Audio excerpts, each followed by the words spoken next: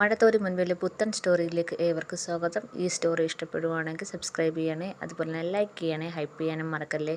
അങ്ങനെ മനുവും അലീനയും കൂടി രേവതിക്കുട്ടിയെടുത്ത് കാര്യങ്ങളൊക്കെ പറഞ്ഞ് മനസ്സിലാക്കി കൊടുക്കുകയാണ്. കാണുമ്പോൾ മുത്തശ്ശ എന്നൊന്ന് വിളിക്കണം, അത് ആ മനുഷ്യൻ്റെ ആശ്വാസമാവും എന്നൊക്കെ മനുവും അലീനയും കൂടെ പറഞ്ഞ് രേവതിക്കുട്ടി ആശ്വാസപ്പെടുത്തുന്നുണ്ട്. രേവതിക്കുട്ടി കരഞ്ഞുകൊണ്ട് പറയാണ്, അന്നത്തെ ഒരു സാഹചര്യത്തിൽ എൻ്റെ അമ്മയെ കൊന്നവരാണെന്ന് അറിഞ്ഞപ്പം എനിക്കത് സഹിക്കാൻ പറ്റില്ല ചേച്ചി എന്നും പറഞ്ഞ് അലീനയെ കെട്ടിപ്പിടിച്ച് കരയാണ്. സമയത്ത് കടപ്പൊട്ടവരുണെങ്കിൽ അലീന ഇല്ലാത്തതുകൊണ്ട് തന്നെ അലീനയ്ക്കൊരു പണി കൊടുക്കാൻ വേണ്ടി രാത്രിയിൽ എല്ലാവരും ഉറങ്ങിയ സമയത്ത് ബബിതയാണെങ്കിൽ ഒരു കത്രികയായിട്ട് താഴേക്ക് അലീനയുടെ മുറിയിലേക്ക് വരികയാണ്. ആരും ഇല്ലെന്ന് ഉറപ്പ് വരുത്തിയതിന് ശേഷം അലീനയുടെ മുറിയിലേക്ക് കയറുവാണ്. അകത്ത് കയറി അലീനയുടെ ഡ്രസ്സൊക്കെ പറക്കിയെടുക്കുന്നുണ്ട്. എന്നിട്ട് പറയാണ്, നീ അങ്ങനെ ഈ വീട്ടിലെ കൊച്ചമ്മയായിട്ട് വാഴാന്ന് വിചാരിക്കണ്ട, ഞാൻ അതിനൊരിക്കലും സമ്മതിക്കത്തില്ല. എന്നെ കൊണ്ട് തറ തുടപ്പിക്കും. വീട്ടിലെ രാജകുമാരിയായിട്ട് വാഴാമെന്നാണോ നിൻ്റെ വിചാരം? ഞാൻ കാണിച്ചു തരാം. എൻ്റെ അമ്മയുടെ മുന്നിൽ ജയിച്ചിട്ട് നീ ഇവിടെ അങ്ങനെ സുഖമായി ജീവിക്കാമെന്ന് വിചാരിക്കണ്ട എന്നും പറഞ്ഞ് അലീനയുടെ ഡ്രസ്സൊക്കെ എടുത്ത് വലിച്ചു കീറി കത്രി കൊണ്ട് വെട്ടി നുറുക്കുകയാണ് ബബിത. അത്രയ്ക്ക് ദേഷ്യമുണ്ട് ബബിതയ്ക്ക് അലീനയോട്. പോയിട്ട് വരുമ്പോഴത്തേക്ക് നിനക്കുള്ള സമ്മാനമായതെന്നും പറഞ്ഞുകൊണ്ട് ഭയങ്കര വാശിയുടെ ദേഷ്യത്തോടെയും ബബിതയാണെങ്കിൽ അലീനയുടെ ഡ്രസ്സെല്ലാം അങ്ങ് നശിപ്പിക്കുകയാണ്. പിന്നെ അലീനയും രേവതിക്കുട്ടിയും എല്ലാവരും കൂടെ തീരുമാനിക്കുകയാണ്, ചിന്നുമോളെ പോയി ഒന്ന് കാണണം. എന്തായാലും അലീന ചേച്ചി വന്നേക്കുമല്ലേ, അപ്പം എല്ലാവരും കൂടെ ചേർന്ന് ചിന്നുമോളെ പോയി കാണാമെന്ന് തീരുമാനിക്കുകയാണ്. അപ്പം മനു പറയുന്നുണ്ട്, ഞാൻ നിങ്ങളെ കൊണ്ടുപോകാൻ വരാമെന്ന്. അങ്ങനെ മനുവും കൂടെ ചിന്നുമോളെ കാണാനുള്ള ആഗ്രഹം അറിയിക്കുന്നുണ്ട്. അങ്ങനെ രാവിലെ തന്നെ മനു എത്തുന്നുണ്ട്. മനുവിനെ കാത്തു നിൽക്കുന്നത് പോലാണ് അലീന. മനുവിനെ കണ്ടപ്പോൾ അലീനയ്ക്ക് ഭയങ്കര സന്തോഷമാവുന്നുണ്ട്. അപ്പോൾ രേവതിക്കുട്ടി ചോദിക്കുന്നുണ്ട്, ചേച്ചി ഈ മനുവേട്ടന് ജോലിക്കൊന്നും പോകണ്ടേ? എപ്പോഴും ഇങ്ങനെ ചേച്ചിയെടുത്ത് തന്നെ ഇങ്ങനെ നിൽക്കുന്നത് കൊണ്ട് ചോദിച്ചതാ. അല്ല, ഇനി നിങ്ങൾ തമ്മിൽ എന്തെങ്കിലും ഉണ്ടോ എന്ന് രേവതിക്കുട്ടി ചോദിക്കുകയാണ്. അപ്പം അലീന പറയാണ്, ഒന്ന് പോടി, അങ്ങനൊന്നുമില്ല, മനുവേട്ടൻ എന്നെ ഇവിടെ കൊണ്ടാക്കാൻ വന്നതാ. പിന്നെ ചിന്നുമോളെ കാണണമെന്നൊരാഗ്രഹം പറഞ്ഞു, അത്രേ ഉള്ളു എന്ന് പറയാണ്. അതേ ഗ്രേസി അമ്മയും ഒരുങ്ങി പോകാനായിട്ട് വരികയാണ്. അങ്ങനെ പോകാം മനു എന്നും പറഞ്ഞ് ഗ്രേസി അമ്മ ഇറങ്ങി വരികയാണ്. ആ പോകാം ആൻറ്റി. ഗ്രേസി അമ്മയും പിടിച്ചോണ്ട് രേവതിക്കുട്ടി അങ്ങ് പോവുകയാണ്. അവർ രണ്ടുപേരും ചെന്ന് കാറിൻ്റെ ബാക്ക് സീറ്റിലോട്ട് അങ്ങ് കയറുവാണ്. മനു ആണെങ്കിൽ അലീനയുടെ അടുത്ത് പറയാണ്, എന്തായാലും ആൻറ്റി രേവതിക്കുട്ടി ബാക്കിൽ കയറിയിട്ടുണ്ട്, നീ മുന്നിൽ തന്നെ ഇരിക്കണം. ഇല്ല ഇല്ല മനുവേട്ടാ, ഞാൻ രേവതിക്കുട്ടിയുടെ അടുത്ത് ഇരിക്കത്തുള്ളൂ. ഒരപകടം ഒഴിവാക്കാനാ ഞാൻ പറഞ്ഞതെന്ന് മനു പറയാണ്. അപകടം ഒഴിവാക്കാൻ? എന്തപകടം? അല്ല, നീ പുറകെ ഇരുന്നാൽ നിന്നെ എപ്പോഴും ഞാൻ മിററിൽ കൂടെ നോക്കിക്കൊണ്ടേയിരിക്കും, പിന്നെ അതൊരു അപകടത്തിലേക്ക് നയിച്ചാലോ? അതോടൊപ്പം അലീന ചിരിക്കുകയാണ്. അപ്പോൾ മനു വയ്ക്കുകയാണ്, അത് വേണോ? അതിനൊക്കെ നല്ലത് ഫ്രണ്ടിൽ തന്നെ ഇരിക്കുന്നതല്ലേ എന്ന് മനു പറയുകയാണ്. അലീന ചോദിക്കുകയാണ്, രേവതിക്കുട്ടിയും ആൻറ്റിയൊക്കെ എന്ത് വിചാരിക്കും ഞാൻ ഫ്രണ്ടിൽ കയറുമ്പോഴത്തേക്ക്?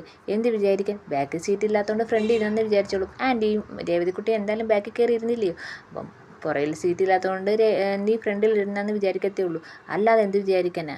അല്ലാതെ എന്തെങ്കിലും വിചാരിക്കുന്നെങ്കിൽ വിചാരിച്ചോട്ടെ എന്ന് മനു പറയാണ്. സമയത്ത് കാറിൽ ഇരുന്ന് രേവതിക്കുട്ടി അലീനയും മനുവും കൂടെ സംസാരിക്കുന്നത് ഇങ്ങനെ നോക്കുന്നുണ്ട്. എന്നിട്ട് ആൻറ്റി അടുത്ത് പറയാണ്, ആൻറ്റി അവർ തമ്മിൽ നല്ല ചേർച്ചയില്ലയോ? ആൻറ്റിയും പറയുന്നുണ്ട്, അവർ തമ്മിൽ നല്ല ചേർച്ചയുണ്ട്. അലീന ചേച്ചിയുടെ പോലെ തന്നെ മനുവേട്ടൻ്റെയും നല്ല സ്വഭാവമാണ്.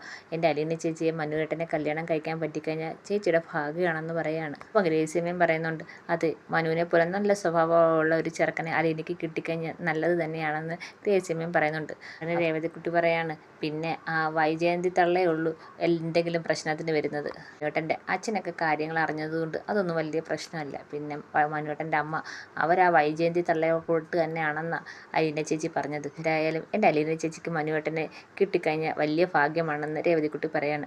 അപ്പം ഇതൊക്കെ കേട്ട് ചിരിക്കുന്നുണ്ട്. അപ്പോഴത്തേക്ക് മനു അലീനയും നടന്നു വന്ന് കാറിൽ കയറുവാണ്. എന്നാൽ നമുക്ക് പോകാം ആൻറ്റി എന്ന് മനു പറയാണ്. പോകാം മോനെ എന്ന് ഗ്രേസിയമ്മയും പറയുന്നുണ്ട്. അപ്പോൾ രേവതിക്കുട്ടി ചോദിക്കുകയാണ്, എന്താ രണ്ടുപേരും കൂടെ മാറി എന്ന് അവിടെ നിന്ന് രഹസ്യം പറഞ്ഞത്? ഒന്നുമില്ല എന്ന് മനു പറയാണ്.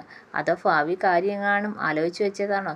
എന്ത് ഭാവി കാര്യം? അല്ല, നിങ്ങൾ കല്യാണം കഴിച്ച് ഒരുമിച്ച് ജീവിക്കുന്നതിനെ കുറിച്ച് എങ്ങാനും ആലോചിച്ചതാണോ എന്ന് രേവതിക്കുട്ടി ചോദിക്കുകയാണ്. അലീന പറയാണ്, ഇവളുടെ ഒരു നാക്ക്, ഞാൻ ചുമ്മാതെ ചോദിച്ചതല്ല, സീരിയസ് ആയിട്ട് ചോദിച്ചതാണെന്ന് രേവതിക്കുട്ടി പറയാണ്. അപ്പം മനു ചിരിക്കുന്നുണ്ട്. എനിക്ക് അങ്ങനെയാണ് തോന്നിയത്, അതുകൊണ്ടാണ് ചോദിച്ചതെന്ന് രേവതിക്കുട്ടി വീണ്ടും പറയാണ്. അവർ എല്ലാവരും കൂടെ സന്തോഷത്തോടെ ചിന്നുമോളെ കാണാൻ പോവുകയാണ്. രേവതിക്കുട്ടി പറയുന്നുണ്ട്, നമ്മളെ കാണുമ്പോൾ ചിന്നുമോൾക്ക് ഭയങ്കര സന്തോഷമാവും, നമ്മൾ പറയാതെയല്ലേ ചെല്ലുന്നത്, അവൾക്കല്ലെങ്കിലും നമ്മളെയൊക്കെ കാണുമ്പോൾ വലിയ സന്തോഷമാണ്. ഇടയ്ക്ക് എന്നെ ഒന്ന് ഫോൺ ചെയ്തപ്പം എല്ലാവരുടെയും കാര്യം ചോദിച്ചായിരുന്നു, സുഖമാണോ എന്നൊക്കെ ചോദിച്ച്. അവളെ കാണണമെന്ന് ഒത്തിരി നാളുകൊണ്ട് ആഗ്രഹമുണ്ട്, ഇപ്പം ചേച്ചി വന്നപ്പോഴാണ് നടന്നതെന്ന് രേവതിക്കുട്ടി പറയാണ്.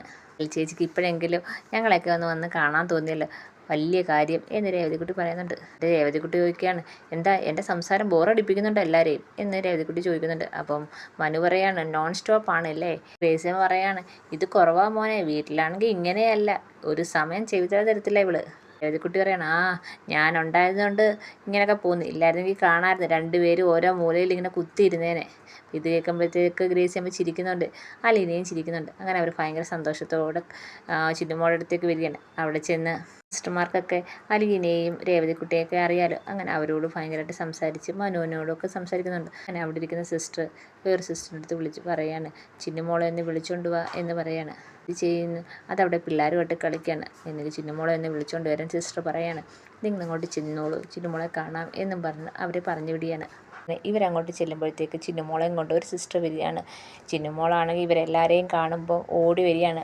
രേവതിക്കുട്ടിയും ഓടി ചെന്ന് ചിന്നുമോളെ എടുക്കുന്നുണ്ട്. ഇതൊക്കെ ഇങ്ങനെ സന്തോഷത്തോടെ അലീനയും ഗ്രേസിയമ്മയും അതുപോലെ മനു ഇങ്ങനെ നോക്കിക്കൊണ്ട് നിൽക്കുകയാണ്. രേവതിക്കുട്ടിയാണെങ്കിൽ ചിന്നുമോളെ എടുത്ത് പൊക്കി കറക്കുകയൊക്കെ ചെയ്യുന്നുണ്ട്. ഭയങ്കര സ്നേഹത്തോടെ ഉമ്മയൊക്കെ വെക്കുന്നുണ്ട്.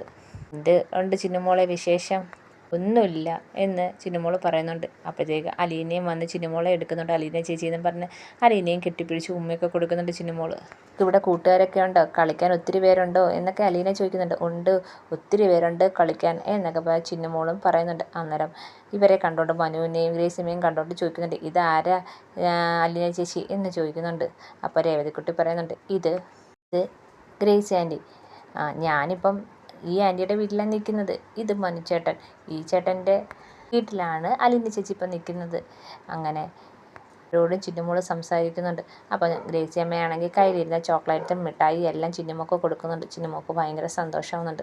മനു ആണെങ്കിൽ ചിന്നുമോളുടെ സന്തോഷവും ഇവരുടെയൊക്കെ സന്തോഷം കണ്ട് ഇങ്ങനെ നോക്കി നിൽക്കുകയാണ്.